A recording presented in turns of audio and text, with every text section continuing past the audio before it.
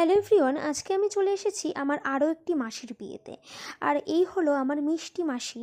তো বিয়েবাড়িতে এসেই কিন্তু প্রথমেই আমি মাসির সাথে দেখা করে নিলাম, তারপর আমি চলে গেলাম খাবারের স্টলে। আর সেখানে গিয়ে দেখি যথারীতি প্রচণ্ড ভিড়।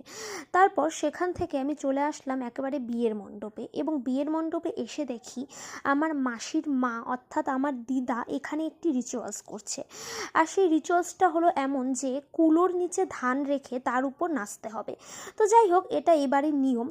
তারপর এসব দেখে আমি একেবারে চলে গেলাম খাবার খেতে।